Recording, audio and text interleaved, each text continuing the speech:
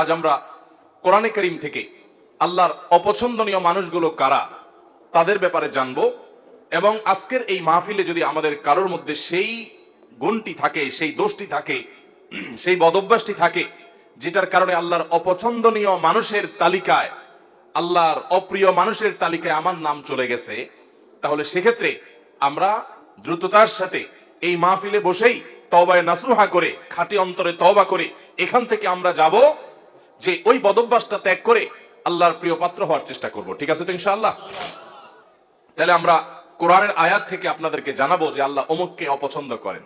আপনি সাথে সাথে টর্চ দিয়ে দেখবেন আপনার মধ্যে সেটা আছে কিনা, আমি সাথে সাথে দেখবো আমার মধ্যে আছে কিনা। যদি দেখি যে আল্লাহর অপছন্দনীয় মানুষদের যে তালিকা আছে তাদের মধ্যে আমিও পড়ে যাই, তাহলে মাহফিল থেকে উঠার আগে আগে এখানে বসেই নিয়ত করে ফেলবো যে এই বদভ্যাসটা ছেড়ে আল্লাহর অপছন্দনীয় মানুষের কাতার থেকে আমাকে বের হতে হবে। কারণ আল্লাহর অপছন্দনীয় মানুষের তালিকায় যদি নাম থাকে, এই লোক আল্লাহর সৃষ্টি জগতের সবচেয়ে হতভাগা, সবচেয়ে কপাল পড়া। কারণ আল্লাহ কাউকে অপছন্দ করেন, ঘৃণা করেন, এর মানে হলো তার ঠিকানা জান্নাত না জাহান্নাম। আজ আমরা কোরআনে কারীম থেকে আল্লাহর অপছন্দনীয় মানুষগুলো কারা তাদের ব্যাপারে জানবো। অতএব আল্লাহর অপছন্দনীয় মানুষদের তালিকা জেনে সেই তালিকায় নিজের অন্তর্ভুক্তির কথা যদি আমরা টের পেয়ে যাই, কাল বিলম্ব না করে জানার সঙ্গে সঙ্গে তওবা করব, তওবায়ে নাসুহা করব, খাঁটি অন্তর থেকে তওবা করব যে আল্লাহ আমি এখান থেকে বেরিয়ে এসেছি। আপনি তওবা করে যদি সেটা ছেড়ে দেন এবং ওই বদভ্যাস থেকে বেরিয়ে আসেন, আপনি অটোমেটিকলি স্বয়ংক্রিয়ভাবে আল্লাহর অপছন্দনীয় মানুষদের তালিকা থেকে আপনার নাম আপনি কাটায় নিলেন ইনশাআল্লাহ। এরপর কোরআনে আল্লাহর পছন্দনীয় মানুষদের যে তালিকা আছে, আল্লাহ তারা ধৈর্যশীলদেরকে ভালোবাসেন। ইন্নাল্লাহা ইউহিব্বুল মুতাওয়াক্কিলিন, তিনি আল্লাহর প্রতি ভরসাকারীদেরকে আল্লাহ ভালোবাসেন। ইন্নাল্লাহা ইউহিব্বুত তাওয়াবিন, আল্লাহ তওবাকারীদেরকে ভালোবাসেন। ওয়া ইউহিব্বুল মুতাতাহহিরিন, পবিত্রতা ভালোভাবে অর্জন করে যারা সুন্দর করে ওযু করে, ভালো করে ফরজ গোসল করে, উত্তম রূপে কাপড় চোপড় পাক সাফ করে, এই মানুষগুলোকে আল্লাহ তাআলা পছন্দ করেন। আল্লাহর পছন্দনীয় মানুষের তালিকাও কোরআনে দেওয়া আছে। আমরা সেই তালিকায় প্রবেশ করতে পারবো যদি অপছন্দনীয় মানুষের তালিকা থেকে নিজেকে বের করতে পারি। সবাই নিয়ত করবো তো ইনশাআল্লাহ? মোহতারাম হাজরিন, 6 নম্বর পারার একেবারে প্রথম আয়াত। এই আয়াতে আল্লাহ রাব্বুল আলামিনের অপছন্দনীয় মানুষদের অপছন্দনীয় কাজের কথা আল্লাহ তাআলা বলেছেন। সর্বপ্রথমে আমরা সেটিকে বলতে চাই। সেটা কি? সেটা হলো কোনো মন্দ কথা, কোনো খারাপ কথা, কোনো বাজে কথা, এটা যদি কেউ প্রকাশ করে বেড়ায়, এটা যদি বলে বেড়ায়, এটা বলে জাহির, যেটা যদি জাহির করে বেড়ায়, এটা যদি ছড়াছড়ি করে বেড়ায়, তো এটা আল্লাহ অপছন্দ করেন। কারণ কোনো খারাপ জিনিস যদি ছড়াছড়ি করা হয় তাতে সমাজে ভালো হয় না খারাপ হয়? একটা খারাপ জিনিস যখন খুব বেশি ছড়াছড়ি হয়, মানুষ এটা চর্চা করে, গীবত শিকায়েতের মধ্যে ডুবে, পরনিন্দার মধ্যে ডুবে, মানুষ ধারণা করে এক লাইন জানলে তার সাথে আরো এক লাইন যোগ করে আরেকজনের চরিত্র হনন করে। এই জন্য মন্দ কোনো কিছু পেলেই সেটাকে ছড়াছড়ি করে বেড়ানো, এটা আল্লাহর অপছন্দনীয় কাজ। ফেসবুকের এই যুগে, সোশ্যাল মিডিয়ার এই যুগে, এমনকি অফলাইনেও চায়ের দোকানে বসে বসে মা বোনরা 2-4 জন একসাথে হলে কোনো একটা কিছু পাইলেই হলো ওই তিলকে তাল বানায়া ওইটাকে রসিয়ে রসিয়ে আমরা গল্প করে করে ওই মন্দ জিনিসটা একজন থেকে আরেকজন, আরেকজন থেকে আরেকজন, এক চা দোকান থেকে আরেক চা দোকান, এক আইডি থেকে আরেক আইডি, প্রয়োজনে অপ্রয়োজনে, আমাদের কোনো জাতীয় স্বার্থ থাকুক বা না থাকুক, আমরা এই জাতীয় মন্দ জিনিস পেলে ছড়াছড়ি অনেকে করি কি করি না? আল্লাহ সুবহানাহু ওয়া তাআলা বলেছেন, লা ইউহিব্বুল্লাহুল জাহরা বিস-সুই মিনাল কাওলি ইল্লা মান যুলিম। যদি কেউ কোনো খারাপ কথা এটা সে চিৎকার চেঁচামেচি করে বলে বেড়ায়, প্রকাশ করে বেড়ায়, ঘোষণা দিয়ে বেড়ায়, এটার প্রচার করে বেড়ায়, তো আল্লাহ তাআলা এটা পছন্দ করেন না। তবে ইল্লা মান যুলিম, যদি কেউ জুলুমের শিকার হয়, নির্যাতিত হয়, মাজলুম হয়, ওই মাজলুম ব্যক্তি সে যদি মানুষের কাছে প্রকাশ করে বেড়ায় ওই লোকটি আমাকে জুলুম করেছে, আমি অমুক দ্বারা নির্যাতিত হয়েছি, নিষ্পেষিত হয়েছি, এরকম জুলুমের শিকার মানুষ যদি তার জুলুমের কথা বলেন এবং আত্মরক্ষার চেষ্টা করেন, জালিমকে চিহ্নিত করেন, তাহলে সেই মন্দ, সেটাও তো জুলুম করেছে একজন, মন্দ কথা মন্দ কাজ, ওইটার যদি ছড়াছড়ি হয়, ওইটা যিনি শিকার হয়েছেন তিনি যদি প্রচার করেন, অন্যদের কাছে বলেন, তাহলে সেটা আল্লাহর কাছে অপছন্দনীয় না। কারণ সে বেচারা তো নির্যাতিত, সে তো জুলুমের শিকার, সে জুলুম সহ্য কত করবে? যদি সে জালিমকে উপযুক্ত বিচারের মুখোমুখি করবার জন্য সোচ্চার হয়, তাহলে সেটা আল্লাহর কাছে অপছন্দনীয় না। আর এছাড়া যত মন্দ কথা আছে, খারাপ কথা আছে, কিছু একটা পেলেই হলো, বিশেষ করে মানুষের যখন ব্যক্তিগত কোনো দোষ ত্রুটি পাওয়া যায়, আমরা সেটাকে প্রচার করতে খুব মজা পাই। ঠিক না ঠিক? নবী করিম সাল্লাল্লাহু আলাইহি সাল্লাম বলেছেন, তোমার কোন মুসলিম ভাই এমন কোন একটা ভেজালে, বিপদে, ঝামেলাতে পড়েছে, যে তার ভুলের কারণে হয়তো মানিজ্যত যায় যায় এমন একটা জায়গায় বেচারা পড়েছে, চিপায় পড়ে গেছে।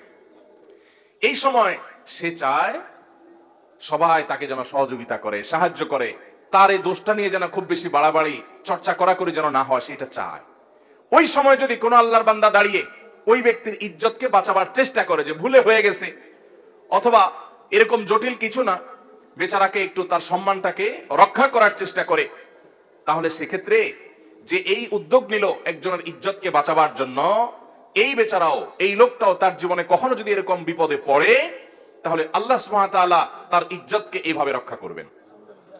নবী করিম সাল্লাল্লাহু আলাইহি ওয়াসাল্লাম বলেছেন, মান সাতারা মুসলিমা সাতারাল্লাহু লাহু ইয়াওমাল কিয়ামাহ। যে ব্যক্তি কোনো মুসলমানের দোষ গোপন করবে, কিয়ামতের ময়দানে মানব ইতিহাসের সকল সদস্য, আদম আলাইহিস সালাম থেকে নিয়ে কিয়ামত হওয়া পর্যন্ত আগত সকল মানুষ যখন উপস্থিত থাকবে, সবার সামনে ওই ব্যক্তির দোষটাকে আল্লাহ তাআলা ডেকে এনে গোপন করে দিবেন। আল্লাহ ডেকে কাছে এনে আল্লাহ রাব্বুল আলামিন বলবেন, চাদরে আবৃত, আপনি আল্লাহর কাছাকাছি এসেছেন। আল্লাহ সুবহানাহু ওয়া তাআলা বলবেন, বান্দা তুমি অমুক অমুক গুনাহ যে করেছো, আতাযকুরু যামবা কাযা ওয়া যামবা কাযা, তোমার অমুক অমুক পাপ, অমুক অমুক অনাচার, জুলুম, হারাম কাজ যে করেছো, তোমার কি মনে পড়ে? বান্দা বলবে, আল্লাহ অবশ্যই মনে পড়ে, সব তো প্রমাণ এভিডেন্স সহ আছে আল্লাহর কাছে। তখন আল্লাহ বলবেন, দুনিয়াতে সেটা আমি ঢেকে রেখেছিলাম, মানুষের সামনে প্রকাশ করে নাই। মানুষের সামনে তুমি ভালো ছিলা, কিন্তু তোমার তলে তলে দোষ ছিল, আমি ঢেকে রেখেছিলাম, প্রকাশ করি নাই। আজকেও ঢেকে রাখলাম, প্রকাশ করলাম না, তোমাকে মাফ করে দিলাম। আল্লাহর পক্ষ থেকে এই বিশাল বড় নেয়ামতটা ভাই, আপনার, আমার, ওনার আমাদের সবার প্রয়োজন ভাই। আমাদের দোষ ত্রুটি যদি সব আল্লাহ তাআলা প্রকাশ করে দেন, আমরা রাস্তায় চলতে পারবো না। কি বলেন? রাস্তায় চলার উপায় থাকবে? আপনার ছেলে মেয়ের সামনে, আপনার ভাই বোনের সামনে, আপনার মা বাবার সামনে, আপনার বন্ধু বান্ধবের সামনে আপনার সকল দোষ ত্রুটি, নারী ভুড়ি সব যদি আল্লাহ তাআলা প্রকাশ করে দেন, এক মুহূর্ত পৃথিবীতে টিকা সম্ভব হবে? তাহলে কিয়ামতের ময়দানে আল্লাহ যদি আমাদের দোষ গোপন না করে প্রতিটা দোষ যদি প্রকাশ করেন, এর চাইতে বড় শাস্তি, এর চাইতে বড় আযাব আর কি হতে পারে? সে আযাব থেকে বাঁচার জন্য অন্যতম উপায় এবং মাধ্যম হলো দুনিয়াতে মানুষের দোষ ত্রুটি পেলেই সেটা বলে বেড়ানোর এই মানসিকতা পরিহার করতে হবে। হ্যাঁ, কিছু দোষের প্রচার প্রয়োজন আছে, মানুষকে সাবধান করার জন্য, সতর্ক করার জন্য, সেটাও যতটুকু না করলে নয় ততটুকু। এর বাইরে মানুষের দোষ নিয়ে অহেতুক চর্চা করে বেড়ানো, বিশেষ করে আবার বলছি, ফেসবুকের এই যুগে, টুইটার, সোশ্যাল মিডিয়ার এই যুগে, টিকটকের এই যুগে, কিছু একটা পেলেই হলো এক শ্রেণীর ভাইরা আছি আমরা ওইটা নিয়ে রাস্তায় ঝাঁপায় পড়ি। আল্লাহ আমাদের সবাইকে হেদায়েত দান করুন। তাহলে এক শ্রেণীর মানুষের কথা জানলাম, যাদেরকে আল্লাহ তাআলা অপছন্দ করেন, আল্লাহ তাদের পছন্দ করেন না। আল্লাহ বলেছেন, ইন্নাল্লাহা লা ইউহিব, ইন্নাহু লা ইউহিব বা লা ইউহিব্বুল্লাহ। আল্লাহ তাআলা অপছন্দ করেন কাদেরকে? লা ইউহিব্বুল্লাহুল জাহরা বিসসুই মিনাল কাওলি ইল্লা মান যুলিম। কোন খারাপ কথা এটাকে যে চিৎকার করে বেড়ায়, প্রকাশ করে বেড়ায়, ঘোষণা দিয়ে বেড়ায়, এটাকে আল্লাহ অপছন্দ করেন। তাহলে কোন খারাপ জিনিসের ছড়াছড়ি করা যাবে?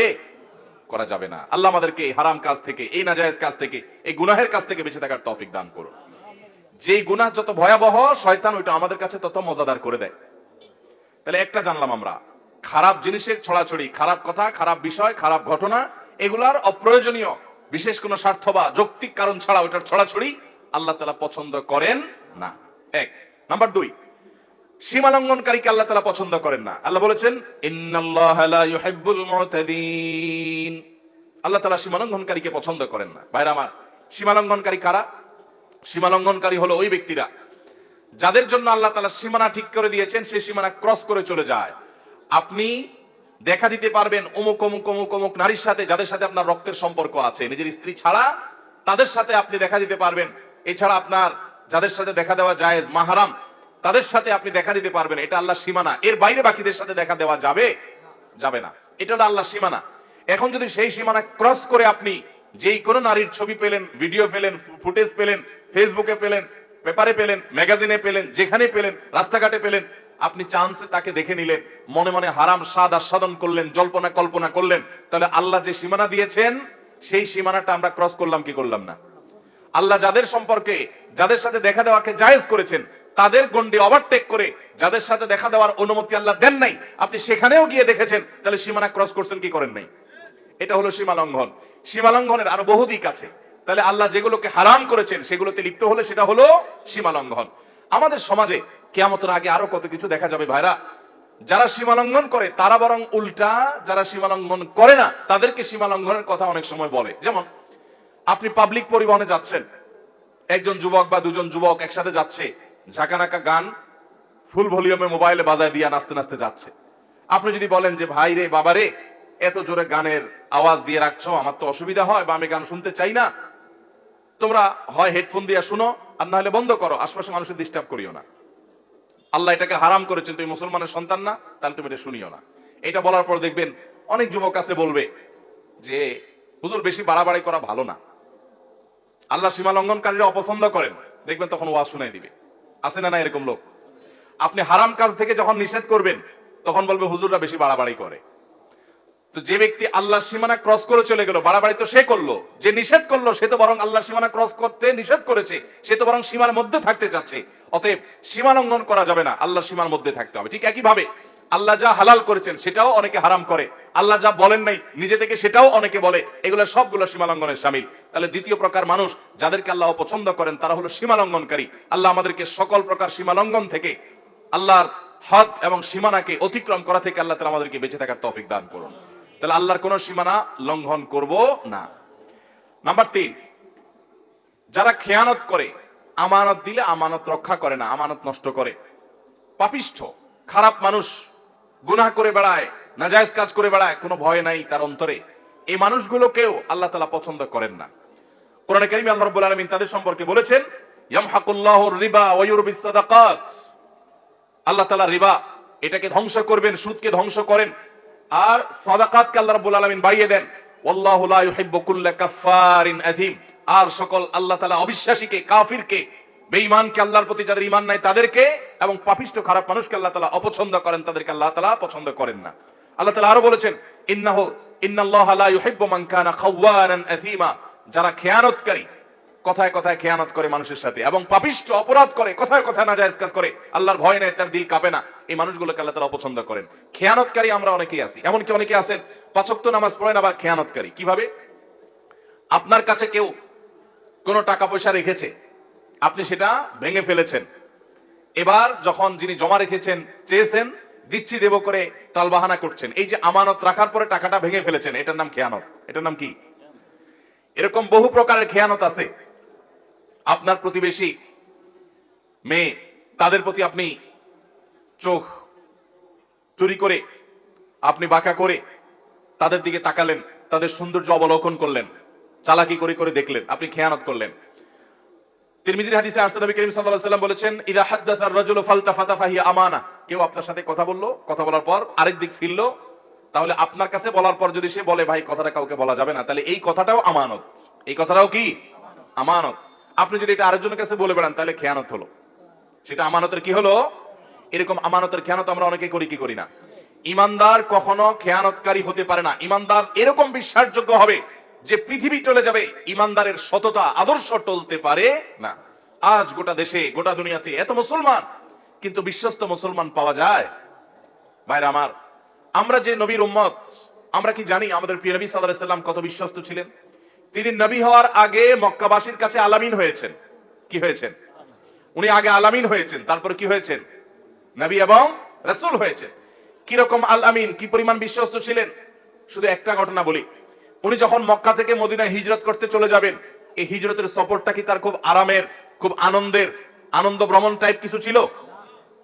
মক্কার মানুষদের, জালিমদের অত্যাচারে অতিষ্ঠ হয়ে টিকতে না পেরে আল্লাহর অনুমতিতে তিনি মক্কা ছেড়ে মদিনায় হিজরত করতে হয়েছে। যেই এলাকার মানুষের জুলুমে, তাদের নির্যাতনে, নিষ্পেষণে নিজের মাতৃভূমি ছেড়ে চলে যেতে হয়েছে, ওই মানুষগুলো বেঈমান, অনেক কাফের, অনেক মুশরিকরা, তারা নবী করিম সাল্লাল্লাহু আলাইহি ওয়াসাল্লামের প্রতি ঈমান আনে নাই, কিন্তু তারা জানতো মক্কার সবচেয়ে নির্ভরযোগ্য, সবচেয়ে আস্থার উপযুক্ত, সবচেয়ে বিশ্বস্ত মানুষটা হলো মুহাম্মদ সাল্লাল্লাহু আলাইহি ওয়াসাল্লাম। এই জন্য তাদের দামি দামি সম্পদ, সোনা গহনা, টাকা পয়সা, এগুলো তারা মুহাম্মদ সাল্লাল্লাহু আলাইহি ওয়াসাল্লামের কাছে এসে আমানত রেখে যেত। তার প্রতি ঈমান আনতো না, কিন্তু তাকে জানতো যে দুনিয়া উল্টে গেল, তার আদর্শ উল্টিবে না, পৃথিবীর সকল ব্যাংকের চাইতে বিশ্বস্ত ব্যাংক হলো তিনি, এই জন্য তার কাছে জমা রেখে যেত। নবী করিম সাল্লাল্লাহু আলাইহি ওয়াসাল্লাম হিজরতের সময় আলী রাদিয়াল্লাহু তাআলা আনহুকে ডেকে বুঝাই দিয়ে গেলেন যে দেখো, রাতের অন্ধকারে আবু বকরকে সাথে নিয়ে উনি তো চলে যাবেন পরিকল্পনা করেছেন, আলী রাদিয়াল্লাহু তাআলাকে রেখে গেলেন, তুমি 3 দিন মক্কায় থাকবা এবং এই যে জিনিসগুলো আছে এটা অমুকের, এটা অমুকের, এটা তমুকের, এগুলো তাদের কাছে যার যারটা বুঝাই দিবা। এই লোকগুলার জুলুমে অতিষ্ঠ হয়ে মক্কা পার হয়ে যাচ্ছেন, কিন্তু ওই সময়টাতে পর্যন্ত তাদের রেখে যাওয়া আমানতটা তাদের কাছে পৌঁছানোর ব্যবস্থা করতে তিনি ভুলেন নাই। এর নাম হলো মুহাম্মদ সাল্লাল্লাহু আলাইহি সাল্লাম। আজ আমাদের অবস্থা কি বলেন? দোকান থেকে বাকি খেলে ওই দোকানের সামনে দিয়ে আর হাঁটি না, অন্য দোকান থেকে নগদ খাই, ওই দোকানের ধারে কাছেও যাই না। এ হলো আমাদের ইমানের অবস্থা, এ হলো আমাদের বিশ্বাসের অবস্থা, এ হলো আমাদের আস্থার অবস্থা। আমরা মনে করি শুধু নামাজ কালাম পড়লে মুসলমান হওয়া যায়। মুসলমান অবশ্যই তাকে বিশ্বস্ত হতে হবে, আস্থাশীল হতে হবে, মুসলমানকে আমানতদার হতে হবে। আমানতের খেয়ানতকারী, মানুষের কথা এর কথা ওর কাছে লাগায়, মানুষের গোপনীয় কথা বলে বেড়ায় এবং মানুষের টাকা পয়সা তসরুপ করে, আমানতের খেয়ানত করে, এই ব্যক্তি কখনো ভালো মুসলমান হতে পারে না।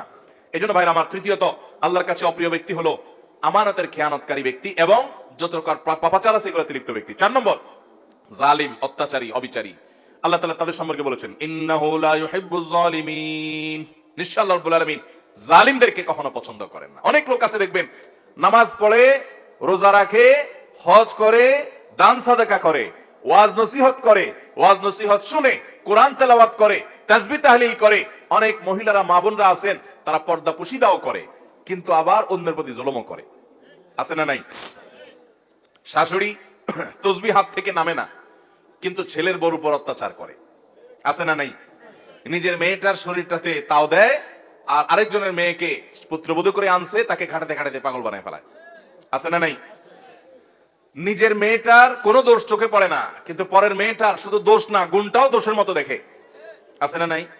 অনেক শ্বশুর আছেন, কপালে দাগ পড়ে গেছে সেদ্ধা দিতে দিতে, কিন্তু জুলুম করেন, নানাভাবে জুলুম করেন।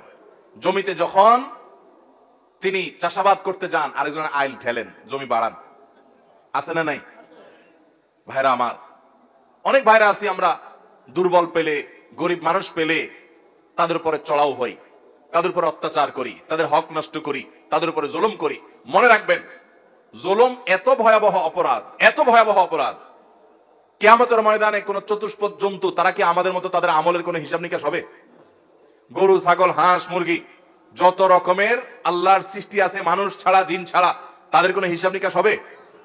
আল্লাহ তাআলা হাঁস মুরগিকে বলবেন যে কি পরিমাণ খাইছো, হালাল খাইছো না হারাম খাইছো, হিসাব দিয়ে যাও। এরকম কোন কথা আছে কোরআন হাদিসে?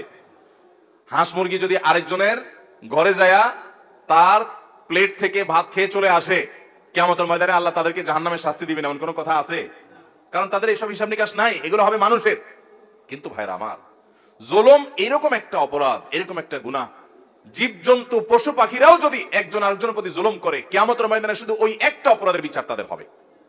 নবী করিম সাল্লাল্লাহু আলাইহি ওয়াসাল্লাম বলেছেন, শিং বিশিষ্ট কোন প্রাণী, ধরুন একটা গরু, সে শিং নাই এমন একটা প্রাণীকে যদি গুতা মারে, অর্থাৎ অত্যাচার, অবিচার করে, দুর্বল যে তার প্রতি, কিয়ামতের ময়দানে আল্লাহ তাআলা ওই দুর্বলকে শিং দিবেন, অর্থাৎ শক্তি দিবেন, দিয়ে বলবেন যে এবার তুমি ওই সবল যে তোমার প্রতি জুলুম করেছিল, দুনিয়াতে তুমি তার প্রতিকার, তার বিহিত করতে পারো নাই, বিচার পাও নাই, আজকে তুমি তার প্রতিশোধ গ্রহণ করো। একই মাপের গুতা তাকে মেরে তার শাস্তি, তার প্রায়শ্চিত্ত তুমি নিশ্চিত করো, বুঝিয়ে দাও। তাদেরকে সৃষ্টি করবেন আবার আল্লাহ তাআলা। পশু পাখি এমনি তো মৃত্যুর পর মাটির সাথে মিশে যাবে, কিন্তু যারা জুলুম করেছে ওই পশু পাখিগুলোকে, ওই প্রাণীগুলোকে আল্লাহ তাআলা আবার জীবিত করবেন। জালেমকেও, মাজলুমকেও, যে জুলুম করেছে তাকেও, যার প্রতি জুলুম করা হয়েছে তাকেও। এরপরে ওই প্রাণীদের মধ্যে পর্যন্ত যে নির্যাতিত হয়েছে তাকে দিয়ে আল্লাহ তাআলা জালিম এবং নির্যাতনকারী, অবিচারকারী, অত্যাচারী ওই প্রাণীটিকে পর্যন্ত আল্লাহ তাআলা শাস্তি দিবেন।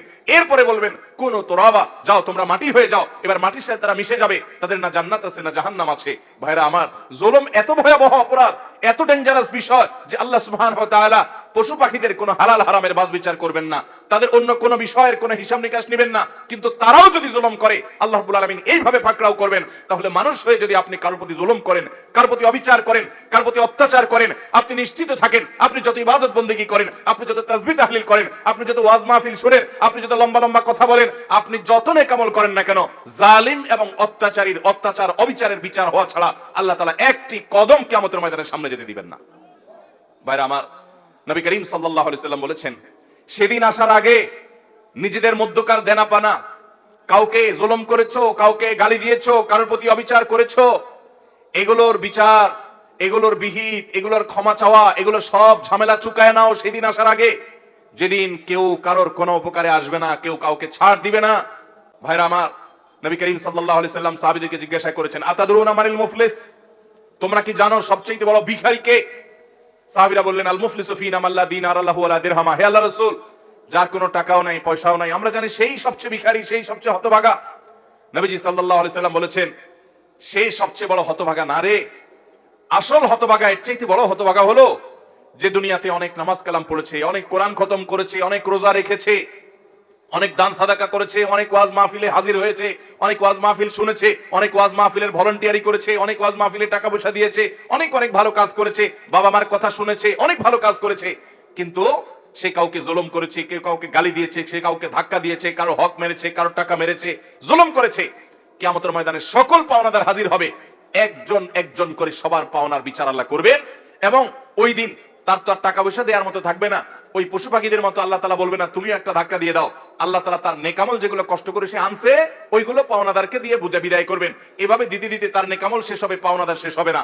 এবার পাওনাদারদের পাপের বোঝা তার মাথায় দিয়ে তারপর তাকে জাহান্নামে নিক্ষেপ করবেন। অনেক আমল করে, অনেক আমলের পাহাড় নিয়ে হাজির হওয়ার পরও এরকম খালি হাতে জাহান্নামে অন্যদের আযাব, অন্যদের গুনাহের বোঝা নিয়ে মাথায় জাহান্নামে যারা যাবে, নবী সাল্লাল্লাহু আলাইহি ওয়াসাল্লাম বলেছেন এরা হলো সৃষ্টি জগতের সবচেয়ে হতভাগা, সবচেয়ে কপাল পোড়া, সবচেয়ে ভিখারি, সবচেয়ে অভাবী, এই রিক্ত এরকম অসহায় মানুষগুলো তারাই হবে যারা দুনিয়াতে জুলুম করে, জুলুমের বিহিত করা ছাড়া দুনিয়া থেকে গেছে। আল্লাহ তাআলা আমাদেরকে জুলুম থেকে বেঁচে থাকার তৌফিক দান করুন।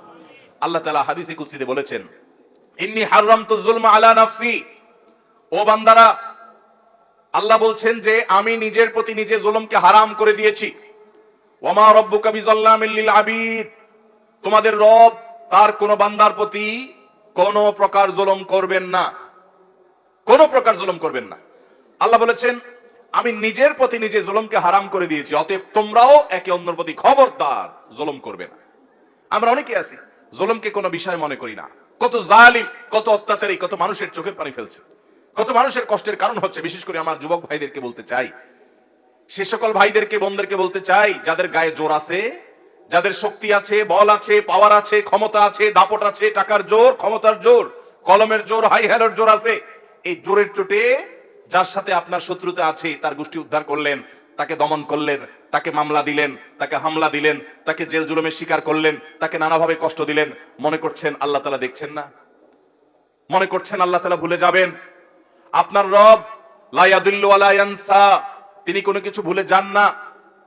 আপনি আপনার রবকে এরকম মনে করবেন না, লা তাহসাবান্নাল্লাহা গাফিলা, জালিমরা যা করছে এগুলো সম্পর্কে আল্লাহ উদাসীন, কিছুই দেখছেন না, এরকমটি মনে করবেন না। আল্লাহর কসম, প্রতিটি জুলুমের বিচার কিয়ামতে আল্লাহ তাআলা অবশ্যই করবেন।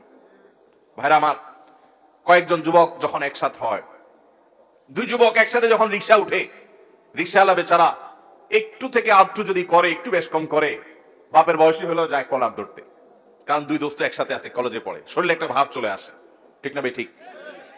আপনি যে রিকশাওয়ালাকে একটা ধাক্কা দিয়ে গেছেন, একটা ঘুষি, একটা থাপ্পড়, একটা গালি দিয়ে চলে গেছেন, বেচারা তো ভয়ে কিছু বলে নাই, কলেজের ছাত্র মারবে, কয়েকজন একসাথে আছে, কিছু বলে নাই। ভাই আপনি কি জানেন এই রিকশাওয়ালাকে আপনি এক সময় টর্চ লাইট দিয়ে খুঁজে আর পাবেন না। 10 বছর 20 বছর পরে যখন আপনার এই অপরাধের কথা স্মরণ হবে যে আমি তো আমার যৌবনে কলেজে পড়াকালীন সময় একজন রিকশাওয়ালার প্রতি অবিচার করেছিলাম, জুলুম করেছিলাম, এখন একটু মাপ চাই, ওই চেষ্টা করলেও তো খুঁজে আর লোকটাকে বের করতে পারবেন না। আপনি বের করতে পারেন না দেখে কি আল্লাহ বের করতে পারবেন না? কিয়ামতের ময়দানে যখন বুড়া বয়সে এসে আমল করে জান্নাতে যাইতে নেবেন, ওই রিকশাওয়ালার সামনে এসে দাঁড়াবে। অতএব কারোর প্রতি কোন প্রকার জুলুম করব না ইনশাআল্লাহ। শয়তানের প্ররোচনায় প্ররোচিত হয়ে যদি কারোর প্রতি জুলুম হয়ে যায়, ভাইরা আমার, তাহলে সাথে সাথে যখনই সম্বিত ফিরে আসবে, ঈমানি চেতনা জেগে উঠবে, সাথে সাথে বিলম্ব না করে তার কাছে করজোড় করে মাফ চাইবেন। ভাই অন্যায় হয়ে গেছে, আমাকে মাফ করে দেন, ভাই আমি আপনাকে একটু শক্ত কথা বলে ফেলেছি, আল্লাহর ওয়াস্তে মাফ করে দেন। আপনি যদি দুনিয়াতে মাফ চেয়ে নেন, আপনার লেটা চুকে গেল, মামলা খালাস হয়ে গেল। না হলে মনে রাখবেন হাজার হাজার এরকম জুলুমের মামলা আপনার বিরুদ্ধে দায়ের হয়ে আছে, কিয়ামতের ময়দানে কোনো আমল কিন্তু কুলাবে না। বেশি আমল করতে পারেন আর না পারেন, অনেক তাসবিহ তেলাওয়াত করতে পারেন আর না পারেন, অন্তত কোনো মানুষের প্রতি কখনো জুলুম করবেন না। ঠিক আছে তো ইনশাআল্লাহ? যুবক ভাইরা, শক্তিকে নিয়ন্ত্রণ করবো তো ইনশাআল্লাহ? কয়েকজন বন্ধু একসাথে যখন বাসে উঠেন, কন্ট্রাক্টর বেচারা যা ভাড়া দেয়, 5-6 জন কলেজের ছাত্র, ইউনিভার্সিটির ছাত্র একসাথে থাকলে দেখলে আর বেশি বাড়াবাড়ি করে না। যদি বেশি বাড়াবাড়ি করে, চোখ গোরানে দিলে বেচারা মনে করে থাক, যান বাঁচাই। আছে না নাই? 10 টাকা 20 টাকা 50 টাকা কম দিয়ে চলে আসলেন, বেচারা ভয়ে কিছু বলে নাই। আপনি মনে করছেন শেষ এখানে, এই মামলা এখানে শেষ নাকি এখান থেকে শুরু? এই মামলা ফাইল হয়ে গেছে আল্লাহর আদালতে, আপনি টেরও পান নাই। কিয়ামতের ময়দানে এটা খোলা হবে। ভাইরা আমার, জুলুমের বিচার শুরু হলে রক্ষা হবে না। এই জন্য জুলুম থেকে বাঁচবো তো ইনশাআল্লাহ। আয-যুলমু যুলুমাতুন ইয়াউমাল কিয়ামা, কিয়ামতের দিন জুলুম বহুমুখী অন্ধকার হয়ে আসবে। শ্বশুর বৌমার প্রতি, শাশুড়ি বৌমার প্রতি, বা বৌমা, আজকাল অনেক সময় অনেক বৌমা শ্বশুর শাশুড়ির প্রতি জুলুম করে। অনেক বৌমা দেখা যায় দেবর ননদদের প্রতি জুলুম করে, স্বামীকে তাদের সঙ্গে মিশতে দেয় না, টাকা পয়সা দিতে দেয় না, তারা জুলুম করে। আবার অনেক সময় দেখা যায় শ্বশুর শাশুড়ি বৌমার উপর জুলুম করে, প্রতিবেশীর উপরে জুলুম করে, মালিক অধীনস্থের উপরে জুলুম করে, অধীনস্থ মালিকের প্রতি জুলুম করে, বাপ সন্তানের প্রতি জুলুম করে, সন্তান বাবার প্রতি জুলুম করে, ভাই বোন পরস্পরের প্রতি জুলুম করে, কাস্টমার মালিক দোকানদারের প্রতি, দোকানদার কাস্টমারের প্রতি, এরকম নানা শ্রেণী পেশার মানুষ, শাসক প্রজাদের প্রতি, প্রজারা শাসকদের প্রতি জুলুম করে কি করে না? আল্লাহ আমাদের সব ধরনের জুলুম থেকে বেঁচে থাকার তৌফিক দান করুন। তাহলে 4 নম্বর, আল্লাহর অপ্রিয় অপছন্দনীয় মানুষ হলো জালেম। আমরা জানলাম আমার মধ্যে যদি জুলুম থাকে আমি আজকেই তওবা করব, আল্লাহ আমাদেরকে তৌফিক দান করুন। নাম্বার 5, অহংকারী, দাম্ভিক। অহংকারী মানুষকে আল্লাহ তাআলা অপছন্দ করেন। আল্লাহ তাআলা বলেছেন, ইন্নাল্লাহা লা ইউহিব্বু মান কানা মুখতালান ফখুরা, যারা গর্ব করে বেড়ায়, অহংকার করে বেড়ায়, এই মানুষগুলোকে আল্লাহ তাআলা পছন্দ করেন না। আল্লাহর ঘৃণিত, আল্লাহর অপছন্দনীয় মানুষেরা যারা অহংকার করে। আমাদের সমাজে এরকম অহংকারের রোগ আমাদের অনেকের মধ্যে আছে, সেটাকে আমরা রোগ মনে করি না, ওইটাকে আমরা আত্মসম্মান মনে করি। আত্মসম্মান না, অহংকার এক জিনিস আর আত্মসম্মান আরেক জিনিস। আপনি নিজেকে বড় করলেন, বড় মনে করলেন, ভাবসাব নিয়ে রাস্তাঘাটে গেলেন, একটু বড় লোকের ছেলে, ক্ষমতাবান মানুষের ছেলে, আপনার চলাফেরার ভিতরে একটা ভাবসাব আসলো, বাকিদেরকে মানুষ মনে করলেন না, এটা হলো অহংকার। এই অহংকারটা আমাদের মধ্যে আছে না নাই? কারোর কাছে জ্ঞানের অহংকার আছে, কারোর কাছে পয়সার অহংকার আছে, কারোর ক্ষমতার অহংকার আছে, কারোর নাম যশ খ্যাতির অহংকার আছে। ও মালিক, আপনি আমাদের অন্তরকে অহংকার থেকে ধুয়ে মুছে পরিষ্কার করে দিন। যার অন্তরে বিন্দু পরিমাণ, জাররা পরিমাণ অহংকার থাকবে, সরিষার দানা পরিমাণ অহংকার থাকবে, ওই ব্যক্তিকে আল্লাহ রাব্বুল আলামিন জান্নাতে প্রবেশ করা হারাম করে দিয়েছেন। নো এন্ট্রি, তার জান্নাতে প্রবেশের কোনো সুযোগ নেই। ভাইরা আমার, আল্লাহর হাবিব সাল্লাল্লাহু আলাইহি সাল্লাম আল্লাহর কাছে বিনয়ী হওয়ার জন্য দোয়া করেছেন। আমাদেরকে বিনয়ী হওয়ার চেষ্টা করতে হবে। আমাদের নবীজি সাল্লাল্লাহু আলাইহি সাল্লাম বিনয়ী ছিলেন। বিনয়ী মানুষকে আল্লাহও ভালোবাসেন, বান্দারাও ভালোবাসেন, মানুষও পছন্দ করে। নরম মানুষ, ভদ্র মানুষ, বিনয়ী মানুষ। অহংকারী, দাম্ভিক এবং খুব বেশি গর্ব করে বেড়ায়, দাপট দেখায় বেড়ায়, এই মানুষগুলোকে মানুষও পছন্দ করেন না, আল্লাহও পছন্দ। অতএব মাটির মানুষ হব, চলাফেরায়, আচার আচরণে, কথায় যেন কোনো অবস্থাতে অহংকার প্রকাশ না হয়। আল্লাহ রাব্বুল আলামিন হাদিসে কুদসিতে বলেছেন, অহংকার হলো আমার চাদর। আল্লাহ বলছেন, এই অহংকার যদি কেউ করে তাহলে সে আমার চাদর নিয়ে টানাটানি করে, আর যে আমার চাদর নিয়ে টানাটানি করে আল্লাহ রাব্বুল আলামিন তাকে ছিঁড়ে ফেলবেন, তাকে জাহান্নামে নিক্ষেপ করবেন, তার জন্য জান্নাত হারাম। অতএব অহংকার করা যাবে না। আল্লাহ আমাদেরকে বিনয়ী হওয়ার তৌফিক দান করুন। 6 নম্বর হলো যারা সমাজে ফাসাদ সৃষ্টি করে। ফাসাদ সৃষ্টি করে, ফাসাদের মধ্যে সবচেয়ে বড় ফাসাদ অনেক মুফাসসিরদের মতে কাবিরা গুনাহ যারা লিপ্ত হয়, শিরকে যারা লিপ্ত হয়, শিরক করে, এটা বড় ফাসাদ। ঠিক একইভাবে দুনিয়াতে শান্তি নষ্ট করে যারা, দেখবেন অনেক লোক আছে দাঙ্গা হাঙ্গামা, গন্ডগোল, ফাসাদ, মারামারি, কাটাকাটি, এগুলোই তাদের ভালো লাগে, ফাসাদ করতে ভালো লাগে, শান্তি ভালো লাগে না। আল্লাহ বলেছেন, ইন্নাল্লাহা লা ইউহিব্বুল মুফসিদিন, আল্লাহ তাআলা ফিতনা এবং ফাসাদকারী মানুষকে পছন্দ করেন না। এটা হলো 6 প্রকারের মানুষ, 6 নম্বর প্রকার। 7 নম্বর হলো ওই সমস্ত মানুষগুলো যারা অহমিকা দেখায়, অহংকার করে, আগে যে ফখর করে, গৌরব করে, বড়াই করে বেড়ায়, তাদেরই মতোই, সেটারই আপনার আল্লাহ রাব্বুল আলামিন ভিন্নভাবে প্রকাশ করেছেন, ইন্নাহু লা ইউহিব্বুল মুস্তাকবিরিন, যারা ইস্তিকবার করে, যারা সত্যকে অস্বীকার করে, অহমিকা বশত মানতে চায় না, আল্লাহ তাআলা তাদেরকে পছন্দ করেন না। 8 নম্বর হলো যারা দুনিয়া পেয়ে এত খুশি হয়ে যায় যে মনে হচ্ছে সে জান্নাত হাতের কাছে পেয়ে গেছে। মানে দুনিয়াদার যখন খুব মারাত্মক পর্যায়ের হয়, তখন দুনিয়া পেলেই সে শুধু খুশি হয়, বাস, তার কাছে আখিরাতের কোনো দাম নাই। মনে রাখবেন, দুনিয়ার কোনো নেয়ামত পেলে খুশি হওয়াটা দোষের না, কিন্তু আনন্দে আত্মহারা হয়ে গেলেন, এটার মানে হলো আপনার অন্তরে দুনিয়া ভরে গেছে। কথা কি বুঝাতে পারছি? অনেক লোক আছে দেখবেন যে দুনিয়ার কোনো অর্জন হলে খুশিতে একদম বাগবা, সে লাফালাফি, মনে হচ্ছে জান্নাত পেয়ে গেছে। আবার দুনিয়ার যদি কোনো ক্ষতি হয়ে যায়, সে এমন ভাবে ভেঙে পড়ে, মনে হচ্ছে তার সব শেষ হয়ে গেছে। এটা কোনো মুসলমানের চরিত্র না। ইমানদারের চরিত্র হলো দুনিয়া অর্জন হচ্ছে, আলহামদুলিল্লাহ, আল্লাহ শুকর আদায় করলাম, এত আহামরি খুশির কিছু নাই, কারণ আমি তো এখনো জান্নাত পেয়ে যাই নাই। ঠিক না ভাই? ঠিক। আমি যে খুশি হয়েছি, এই খুশি হওয়াটা আমার 16 কলায় পরিপূর্ণ হতো, এই খুশি হওয়াটা আমার পূর্ণতা পেত যদি আল্লাহ আমাকে জান্নাতের ঘোষণা দিতেন। কোরআনে আল্লাহ বলেছেন, ফামান যুহজিহা আনিন নারি ওয়া উদখিলাল জান্নাতা ফাকাদ ফাজ, যাদেরকে জাহান্নাম থেকে আস্তে আস্তে দূরে সরানো হবে। আর কিয়ামতের দিন জাহান্নাম থেকে তাকে মুক্ত ঘোষণা করা হবে, জান্নাতে যখন প্রবেশ করানো হবে, এই ব্যক্তি আসল সাকসেস, আসল সফল হয়ে গেল। তার এই সফলতা আর কখনো ব্যর্থতায় পর্যবসিত হবে না। এই হলো আসল সাকসেস এবং সফল মানুষ। ভাইরা আমার, সেই সফল, সেই সার্থক মানুষ আমাদেরকে হতে হবে এবং তার জন্য চেষ্টা করতে হবে। এই জন্য ইমানদারের সুখী হওয়ার একটা গুরুত্বপূর্ণ টনিক হলো এটা, যে ইমানদার কোনো অর্জনে খুব বেশি আত্মহারা হতে যাবে না, আনন্দ করবে, আনন্দ আত্মহারা হবে না। আবার কোনো ক্ষতিতে কষ্ট হতে পারে, মানুষ হিসাবে কষ্ট হওয়াটা স্বাভাবিক, কিন্তু কষ্টের চোটে ভেঙে পড়বে না। কথা কি বুঝতে পারছি ভাইরা আমার?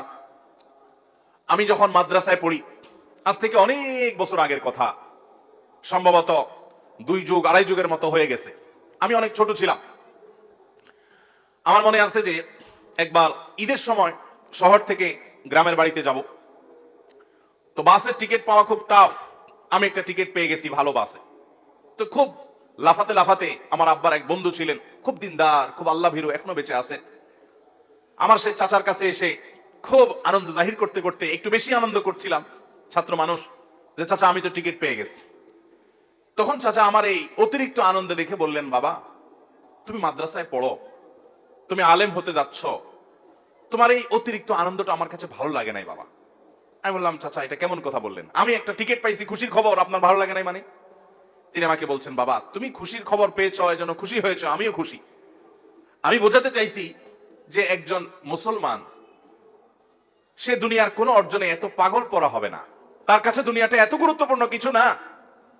আল্লাহ কোন নিয়ামত দিয়েছেন, সে অবশ্যই খুশি হবে। আল্লাহর নিয়ামতে খুশি প্রকাশ করাটাও কোরআনের নির্দেশ, কিন্তু খুশির চোটে আত্মহারা হবে না, এত পাগল পড়া হবে না, কারণ জান্নাত তো পেয়ে যাও না এখনো।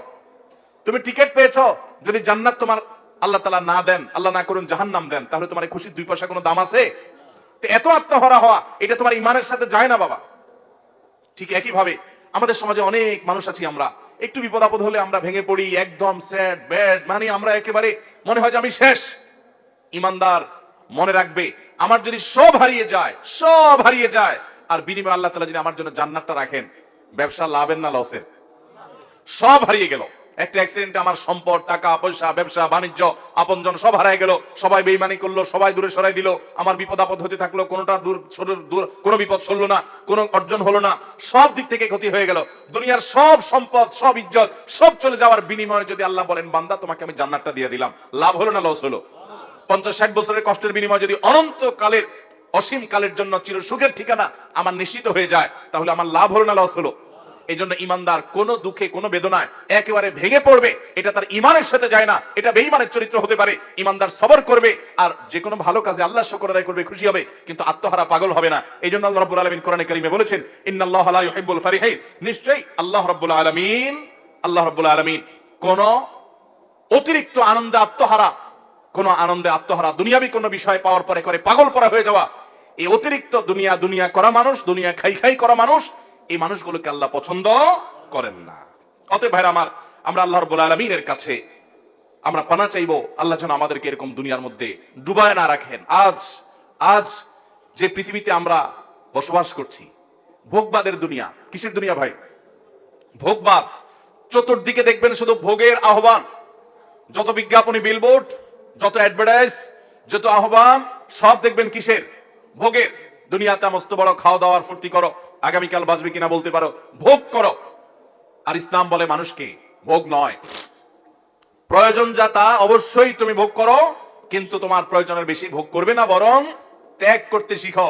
ভোগে নয়, বরং ত্যাগেই আনন্দ আছে, ত্যাগেই তোমার পরিতৃপ্তি আছে। আল্লাহর জন্য দান করো, স্যাক্রিফাইস করতে শিখো, ত্যাগ করতে শিখো। ইসলাম সেটা বলে।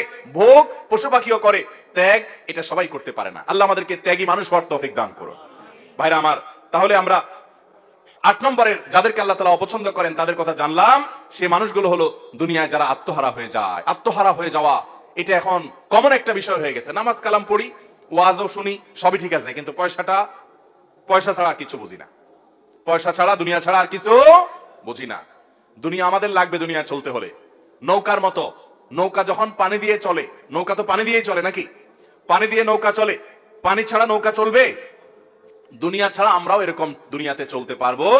দুনিয়াতে চলতে হলে দুনিয়ার দরকার আছে, টাকা পয়সা, রিজিক, থাকার জায়গা, এগুলো দরকার আছে। কিন্তু যদি সেগুলো আমাদের ভিতরে ঢুকে পড়ে, একদম আমরা দুনিয়ার ভিতরেই ডুব দিয়ে যাই, দুনিয়া ছাড়া কিছু না বুঝি, সারাদিন শুধু দুনিয়া দুনিয়া করি, তাহলে নৌকার ভিতরে পানি ঢুকার মতো হয়ে যাবে, ওই নৌকা অ্যাক্সিডেন্ট করবে, ডুবে যাবে, আমরা দুনিয়ার ভিতরে ডুবে যাবো। আজকে সে অবস্থা হয়েছে। আল্লাহ আমাদের সবাইকে আখিরাতমুখী হওয়ার তৌফিক দান করুন। আমাদের পূর্বসূরীদের দুনিয়া বিমুখতার ঘটনাবলী এবং ইতিহাসগুলো জানার চেষ্টা করবেন। সালাফের পূর্বসূরীদের কিভাবে দুনিয়া বিমুখতা সেটা জানার চেষ্টা করবেন। নবী করিম সাল্লাল্লাহু আলাইহি ওয়াসাল্লাম তিনি বলেছেন, দুনিয়া এবং দুনিয়াতে যা কিছু আছে, সারা পৃথিবীর সকল নেয়ামত, সকল নেয়ামতের উপকরণ, ভোগের উপকরণের সবগুলো মিলে আল্লাহর কাছে যদি একটা মাছির ডানা পরিমাণ মূল্যবান হতো, তো আল্লাহর প্রতি বেঈমান কোন কাফের, কোন মুশরিক, আল্লাহর কোন অবাধ্য নাফরমানকে আল্লাহ রাব্বুল আলামিন এক যোগ পানিও দুনিয়া থেকে পান করতে দিতেন না। এক যোগ পানিও পান করতে দিতেন না। যদি দুনিয়ার দাম আল্লাহর কাছে একটা মাছির ডানার পরিমাণ হতো, এতটুকু দামও নাই। এটা মৃত্যুর আগে টের পাওয়া যাবে না। আল্লাহ আমাকে আপনাকে আমাদের বুঝার তৌফিক দান করুন। দুনিয়ার মোহ আমাদের অন্তর থেকে আল্লাহ তাআলা বের করার তৌফিক দান করুন। গোটা পৃথিবীতে মুসলমানরা আজ লাঞ্ছিত বঞ্চিত হওয়ার অন্যতম একটা কারণ এটাও যে মুসলমানরা আজ দুনিয়ার ভিতরে হাবুডুবু খেয়েছে। নবী করিম সাল্লাল্লাহু আলাইহি সাল্লাম তার এক হাদিসে বলেছেন যে একটা সময় আসবে যে খাবার সামনে নিয়ে যেরকম কাফিররা, খাবার সামনে নিয়ে যেরকম খাদকরা টানাটানি করে ভাগযোগ করে খেয়ে ফেলে, তোমরা মুসলমানরা দুনিয়াতে তোমাদেরকে অমুসলমানরা কাফেররা ভাগযোগ করে খাবে, লুটপাট করে জুলুম করবে।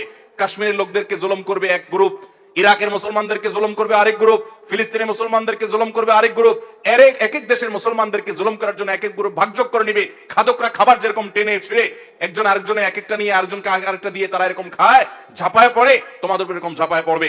সাহাবায়ে কেরাম বলেছিলেন, ইয়া রাসূলুল্লাহ, সেদিন আমাদের সংখ্যা কম হবে সেজন্য? নবীজি বলেছেন, না, লা বাল আনতুম ইয়াউমাইদিন কাসীর, তোমরা সেদিন অনেক থাকবে। ওয়ালাকিন্নাকুম গুসাউন কাগুসাইস সাইল, কিন্তু পানির উপরে, বানের পানিতে যেরকম খড়কুটা ভাসে, তোমাদের দাম সেরকম হবে। অমুসলিমদের অন্তর থেকে তোমাদের ভয় তুলে দেওয়া হবে। সেটা কি কারণে হবে? নবী করিম সাল্লাল্লাহু আলাইহি ওয়াসাল্লাম বলেছেন, হুব্বুদ দুনিয়া ওয়া কারাহিয়াতুল মউত, তোমরা মরণকে ভয় করবে। মুসলমান মরণকে এত ভয় করবে না, মৃত্যু হলে তো আমার আল্লাহর সাথে সাক্ষাতের সৌভাগ্য হবে। এবং দুনিয়ার মোহ তোমাদের ভিতরে এমন ভাবে ঢুকে পড়বে যে তোমাদের অবস্থা এরকম হবে। মুসলমান যেদিন দুনিয়ার মোহকে ছুঁড়ে ফেলতে পারবে, সেদিন মুসলমান আবারও দুনিয়াকে জয় করবে। সাহাবায়ে কেরাম তাদের সামনে বিভিন্ন সম্রাটদের স্বর্ণখচিত রাজমুকুট মসজিদে নববীর সামনে এনে ফেলে রাখা হতো। সাহাবায়ে কেরাম দেখে শ্লেষের সাথে, ঠাট্টার সাথে তাকাতেন, উষ্ঠা মারতেন, ওইটাকে দাম দিতেন না। কারণ তারা জানতেন দিন শেষে এটা দুনিয়া, এর একটা শেষ আছে। মুসলমানের দৃষ্টি তো অনেক গভীরে, অনেক দূরে, সে তো জান্নাত পর্যন্ত দেখে, দুনিয়ার সামান্য নজর না। আল্লাহ আমাদের সবাইকে সেরকম মানুষ হওয়ার তৌফিক দান করুন। সেজন্য সাহাবীরা গোটা দুনিয়া শাসন করেছেন, গোটা দুনিয়া তাদের পদতলে এসেছে। আজ দুনিয়া খাই খাই করে দেখে আল্লাহ মুখিতার বিপরীতে, আখিরাত মুখিতার বিপরীতে দুনিয়া মুখিতা আজ আমাদেরকে গ্রাস করে ফেলেছে। এজন্য কাফের মুশরিকরা গোটা পৃথিবীকে ভোগবাদী করে তোলার অপচেষ্টা লিপ্ত। তারা জানে মুসলমানদেরকে ভোগবাদী করতে পারলে মুসলমানদেরকে পদানত করা যাবে, হয়েছেও তাই। এজন্য দুনিয়া, অন্তর থেকে দুনিয়ার মোহকে আমাদেরকে বের করতে হবে। আল্লাহ তাআলা সেজন্য বলেছেন, ইন্নাল্লাহা লা ইউহিব্বুল ফারিহিন, অতিরিক্ত দুনিয়া নিয়ে খুশি হওয়া, অতিরিক্ত দুনিয়ার মোহে নিজে হাবুডুবু খেয়ে দুনিয়ার জন্য পাগল পড়া হওয়া মানুষ, এগুলোকে আল্লাহ তাআলা পছন্দ করেন না। 9 নম্বর, যে মানুষগুলোকে আল্লাহ পছন্দ করেন না তারা হলো অপচয়কারী। আল্লাহ বলেছেন, ইন্নাহু লা ইউহিব্বুল মুসরিফিন। অপচয় আমাদের মধ্যে আছে না নাই? অপচয় এখন অনেকেই আমরা করি। আমরা মনে করি যে পয়সা করে কিছু হলেই বোধহয় একটু অপচয় না করলে আমার ধনী এবং বড়লোকগিরি জাহির হয় না। অথচ ইমানদার কখনো অপচয় করতে, আল্লাহ তাআলা কোরআনে কারীমে আমাদেরকে বলেছেন যে আল্লাহর নেককার বান্দাদের বৈশিষ্ট্য, ইবাদুর রহমানের বৈশিষ্ট্য হলো ওয়াল্লাযীনা ইযা আনফাকু লাম ইউসরিফু ওয়া লাম ইয়াকতুরু ওয়া কানা বাইনা যালিকা কাওয়ামা। আল্লাহর রহমানের বান্দা হলেন তারা যারা যখন খরচ করে না অপচয় করে, অপব্যয় করে না, তারা কৃপণতা করে। নবী করিম সাল্লাল্লাহু আলাইহি ওয়াসাল্লাম কৃপণতা থেকে পানা চেয়েছেন, আল্লাহুম্মা ইন্নী আউযুবিকা মিনাল বুখলি ওয়াল জুবন, আল্লাহ আপনার কাছ থেকে আমি পানা চাই বখল থেকে, কৃপণতা থেকে। আল্লাহ রাব্বুল আলামিন আমাদেরকে মধ্যমপন্থী হওয়ার তৌফিক দান করুন। ব্যয়ের ক্ষেত্রে মধ্যম পন্থা অবলম্বন করতে হবে, অপচয় করা যাবে না, অপব্যয় করা যাবে না। 10 নম্বর, যে মানুষগুলোকে আল্লাহ রাব্বুল আলামিন অপছন্দ করেন, সেটি এসেছে নবী করিম সাল্লাল্লাহু আলাইহি ওয়াসাল্লামের হাদিসে। তিনি বলেছেন, ইন্নাল্লাহা লা ইউহিব্বুল ফাহিশা ওয়াল মুতাফাহহিশ, যারা অশ্লীল কথা বলে, অশ্লীল কাজ করে, অশ্লীলতা ছড়াছড়ি করে, বেহায়াপনা করে, এই মানুষগুলোকে আল্লাহ তাআলা পছন্দ করেন না। ঠিক একই ভাবে মুতাফাহহিশ সম্পর্কে মুহাদ্দিসরা অনেকে বলেছেন, এর মানে হলো যারা অশ্লীলতা এটা প্রকাশ্যে করে, সবার সামনে খুল্লম খোলা ভাবে অশ্লীলতা করে, কোন রাগঢাক করা ছাড়া অশ্লীলতা করে, এটাকে পেশা বানিয়ে নিয়েছে, এটাকে নেশা বানিয়ে নিয়েছে, এই মানুষগুলোকে আল্লাহ তাআলা পছন্দ করেন, আল্লাহ তাআলা অপছন্দ করেন। ভাইরা আমার, 12 নম্বর, আল্লাহ যাদেরকে অপছন্দ করেন তারা হলেন ওই সমস্ত মানুষেরা যারা ইসবাল করে, যারা টাকনুর নিচে পুরুষ হয়ে লুঙ্গি, জুব্বা, চাদর, প্যান্ট, পাজামা এগুলো পরে এই ইসবালকারীদেরকে আল্লাহ তাআলা পছন্দ করেন না। নবী করিম সাল্লাল্লাহু আলাইহি ওয়াসাল্লাম বলেছেন, ইন্নাল্লাহা লা ইউহিব্বুল মুসবিলিন, নিশ্চয়ই ইসবালকারীকে অর্থাৎ টাকুন নিচে যে পুরুষরা পোশাক আশাক পরে এদেরকে আল্লাহ তাআলা পছন্দ করেন না। ভাইরা আমার, এভাবে আল্লাহর অপছন্দনীয় মানুষের তালিকা হাদিসের দিকে যখন তাকাই তখন আমরা আরো অনেক পাই যে কথায় কথায় ঝগড়া করে অনেক বেশি, তাকে আল্লাহ তাআলা পছন্দ করেন না। যে ব্যক্তি বেচা কিনা করতে গিয়ে কথায় কথায় শপথ করে, কসম খায় এবং কাস্টমারকে ঠকাবার জন্য মিথ্যা কসম খায় এবং প্রয়োজনে অপ্রয়োজনে কসম করে, অনেক দোকানদারও আছে এরকম, তাদেরকে আল্লাহ তাআলা অপছন্দ করেন। ঠিক একইভাবে যে ব্যক্তি গরিব হয়ে আবার অহংকার করে আল্লাহ তাআলা তাদেরকে অপছন্দ করেন। যে ব্যক্তি ধনী হয়ে জুলুম করেন তাদেরকে আল্লাহ তাআলা অপছন্দ করেন। যে ব্যক্তি দুনিয়াটা খুব ভালো বোঝে, আখিরাতের কিছুই বোঝে না, এই মার্কালা মানুষ আমাদের সমাজে এখন ভরা। এরা আল্লাহর অপছন্দনীয় মানুষের তালিকা আছে। আল্লাহর অপছন্দনীয় মানুষের তালিকা এরকম খুঁজলে আমরা আরো অনেক পাবো কোরআন এবং হাদিসের আলোকে। আমরা কোরআন থেকে এবং নবী করিম সাল্লাল্লাহু আলাইহি ওয়াসাল্লামের হাদিস থেকে আল্লাহর অপছন্দনীয়, আল্লাহ যাদেরকে ঘৃণা করেন, অপছন্দ করেন, সেই মানুষগুলোর তালিকা জানলাম। আল্লাহ যাদের অপছন্দ করেন তারা কোথায় যাবে? জান্নাতে না জাহান্নামে? আল্লাহর অপছন্দের মানুষগুলো কি জান্নাতে যাওয়ার সুযোগ আছে? তাহলে আমাদেরকে মন্দ কথার ছড়াছড়ি এটা থেকে বেরিয়ে আসতে হবে। এই গুনাহের কাজ করা যাবে না। এটাকে শিল্পে পরিণত করা হয়েছে আজকাল সোশ্যাল মিডিয়াতে, এবং সীমা লঙ্ঘন করা যাবে না। সীমা লঙ্ঘন কি সেটা আবার বুঝতে হবে। হারামকে যদি কেউ ওভারটেক করে যায় সেটা সীমা লঙ্ঘন। আল্লাহ যা বলেন নাই সেটাও যে বলে সে সীমা লঙ্ঘন করে। ঠিক একইভাবে কোনো খেয়ানত করা যাবে না, আমানতের খেয়ানত করা যাবে না, আমানত রক্ষা করতে হবে। পাপিষ্ঠদের আল্লাহ তাআলা অপছন্দ করেন। জুলুম করা যাবে না, জালিমদের আল্লাহ অপছন্দ করেন। অহংকার করা যাবে না, তাদেরকে আল্লাহ অপছন্দ করেন। ফাসাদ সৃষ্টি করা যাবে না, তাদেরকে আল্লাহ অপছন্দ করেন। অহমিকা বশত সত্য অস্বীকার করা যাবে না, তাদেরকে আল্লাহ অপছন্দ করেন। এবং দুনিয়ার মোহে আচ্ছন্ন হয়ে এটার জন্য পাগল পরা হওয়া যাবে না। আল্লাহ তাআলা এরকম দুনিয়া পাগল মানুষগুলোকে অপছন্দ করেন। ভাইরা আমার, অশ্লীলতা যারা করে, রাগঢেক না করে যারা অশ্লীলতাকে শিল্পে পরিণত করেছে, বেহায়াপনাকে যারা শিল্পে পরিণত করেছে, এই মানুষগুলো আল্লাহ অপছন্দের এবং ঘৃণার। আল্লাহ তাআলা আমাদেরকে আল্লাহর অপছন্দের সকল তালিকায় যত মানুষ আছে আল্লাহ তাআলা সে সমস্ত বদভ্যাসওয়ালা মানুষগুলো থেকে আল্লাহ তাআলা আমাদেরকে বেরিয়ে আসার তৌফিক দান করুন। সবাই এই সমস্ত বদভ্যাসগুলো ছাড়বো তো ইনশাআল্লাহ? আল্লাহর প্রিয় পাত্র হওয়ার চেষ্টা করবো তো ইনশাআল্লাহ?